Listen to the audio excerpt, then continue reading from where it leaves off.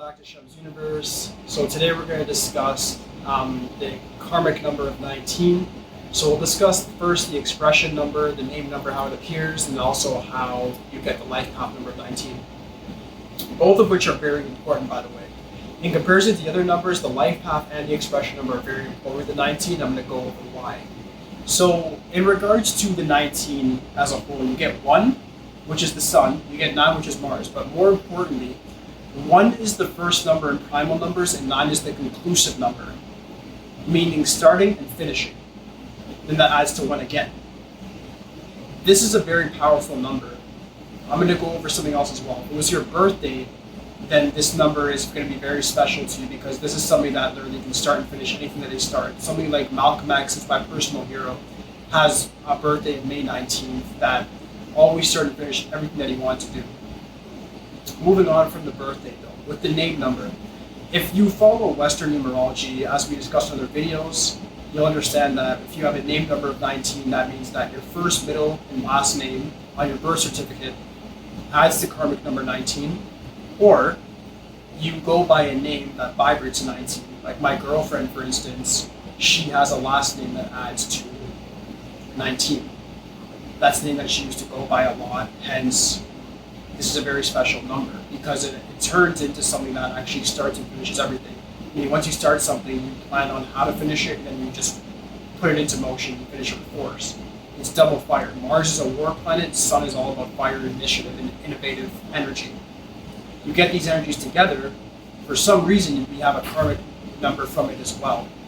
The karmic number comes from the fact that this person misused their gifts or their spiritual aspirations for negative needs in a past reincarnation, meaning they used the gifts they had for wrong reasons.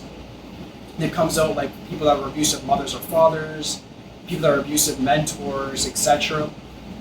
People like that, they end up doing things that end up turning negative and affecting other people around them. So in this lifetime, you end up getting this as your name or life path number due to that fact. Now, as I brought my girlfriend as an example, I don't necessarily mean she would be affected by the karmic number 19 in that sense. I more so say the karmic number 19 would affect you is if your first, middle, and last name, or if yours point the first and last name add up to 19. Reason being, if you decide to have this number as your name number or whatever your parents decided for that matter, that simply means that the 19 is going to affect you in a sense that it's going to affect your day-to-day life. You're going to have a hard time actually starting and finishing things.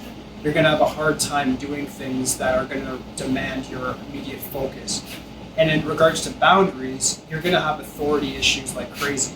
I mean, you're going to have issues that are going to demand that you stand up for yourself, but because of who it is, you might not be able to, unfortunately. You might feel intimidated by the person that's telling you to do certain things. And this is the fact that you need to understand that I want to help you overcome that. The way you're going to overcome it is by understanding you have this karmic debt. And just like with a credit card debt, you're going to pay it off by having healthy personal boundaries. When something is your expression number of a karmic debt, it's a lot more effective than if it's a life path. Because your expression number is with you from when you're born. Your life path, most people leave when we start until after like 35 or when you hit maturity. So when you have this as an expression number, you have to understand that you're dealing with something that's going to affect you on a day-to-day basis from the day you're born to the day you die. With 19, the key is to have healthy boundaries, stay disciplined, and finish everything you start. If you can do those 3 things, you've mastered this karmic debt and you will have good luck as a result.